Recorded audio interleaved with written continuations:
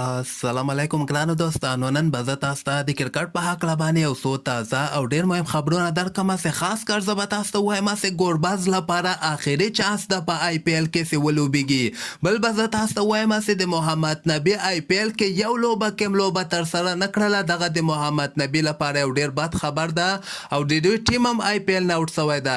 د نه علاوه به زه تاسو ته هغه زرغون جام په هکله باندې یو خبر درکړم چې زرغون جام کې کوم ټیمونو به فاینل لوبه ترسره کوي او دغه فاینل لوبه به کله ترسره کیږي. او د فضل حق فاروقي په هکله به یو خبر درکړم. نو مهم معلومات تر سره شریکوم. ویډیو تر اخره پورې وګورئ په هر څه به تاسو پوهیږئ. نو راځم اول زه تاسو ته وایم چې په آی پی ایل کې دغه شپږمه لوبه چې کومه ترسره شوله دغه د محمد نبي دوی ټیم چې کوم د کولکاتا نایټ رایډر هغوی لکنو سره لوبېدلي ول. لکنو په دغه لوبه کې 211 رنز ټارګټ د محمد نبي دوی ټیم ته ورکړی چې د دوی لپاره به زه تاسو ته وایم کوینټن ډي کوک چې کوم د ساوث افریقا وکټ کیپر بیټسمین په اویا بالو باندې یو سل سلويخ مهم رنزونه کړي دي. لس شپږیزې او لس څلوریزې وهلې دي. کې راهولم بیا اته شپېته مهم رنزونه کړي، یعنې یو لوبغاړی هم نه ده آوټ شوی د دوی. او 211 رنزه ټارګټ یې د محمد نبي دوی ټیم ته ورکړی. د نبي دوی ټیم بیا 208 پورې دغه رنزونه رسولي دي او ټول اورونه ختم شوي دي. اته لوبغاړي هم آوټ شوي دي. په دوه رنزو باندې دغه لکنو سوپر جاینټ چې کوم دغه مهمه لوبه یې ګټلې ده، خو بدبختانه محمد نبي ته په اخرنۍ لوبه کې هم چانس ورنکه. دینه باید محمد نبي دغه اندازه ولګیږي چې د کرکټ نور ختم د لیګونو کې هم پس له دې تاسو به وګورئ نبي به یو لیګ کې وانخیستل سي. نو باید افغانستان کرکټ بورډ هم د نبي بدیل پیدا کړي. که ډېر زیات نبي یو کال پورې نور هم لوبېدلی سي، هغې نه وروسته محمد نبي په انټرنیشنل کرکټ کې هم دومره خاص نه ځلیږي. یو قسمه که موږ وګورو نبي سره د کولکاتا نایټ رایډر ټیم زیاتی هم کړی ده. بل به زه تاسو ته وایم چې په آی پی ایل کې دغه سبا ته چې کومه لوبه ترسره کیږي دغه د رحمان الله ګوربز دوی ټیم چې کوم ده هغوی به که خیر رویل چیلنجر بنګلور سره لوبیږي.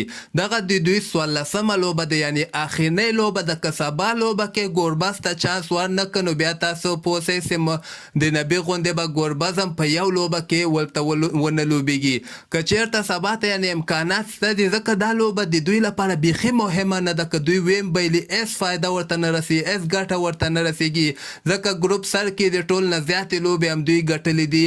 خو بل طرف ته که چېرته ګوربز ته په سبانۍ لوبه کې چانس ورنکړه نو بیا تاسو پوه شئ چې د نبي غوندې به ګوربز هم په آی پی ایل کې بغیر لوبې کولو نه افغانستان ته راسي.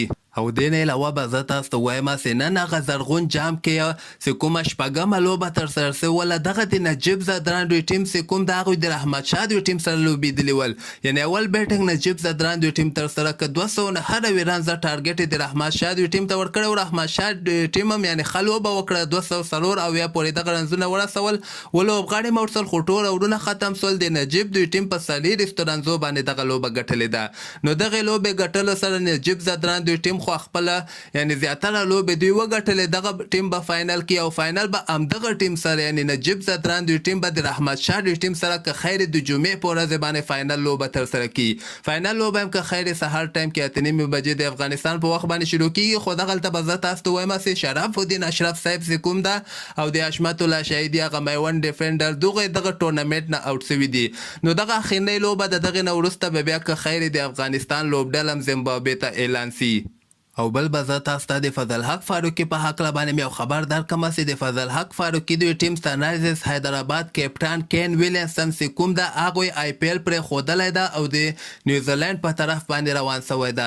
دته هغه د کورنۍ مشکل رامنځته شوی ده. د دغه په وجه باندې سنرایزرز حیدرآباد ټیم هم آی پی ایل نه آوټ شوی ده. خو اخرنۍ لوبه یې پاتې ده کومه به چې 22 مۍ یعنې د یکشنبې په ورځ باندې ترسره کیږي. دغه لوبه هم د فضل حق فاروقي لپاره یو ډېر ښه چانس ده، ډېره ښه موقع ده چې ښه پریکټس ورته وکړي.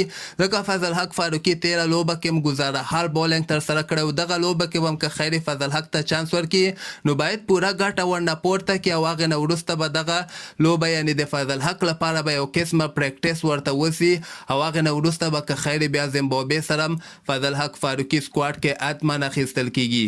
او دې نه علاوه به زه تاسو ته وایم چې نیوزیلینډ غواړي پاکستان او بنګلادیش سره دغه نړیوال جام کپ اکتوبر میاشته کې چې کومه ده د اکتوبر په اولنۍ اولنۍ هفته کې دوی غواړي چې بنگلاديش او پاکستان سره شروریزې لوبې ترسره کړي.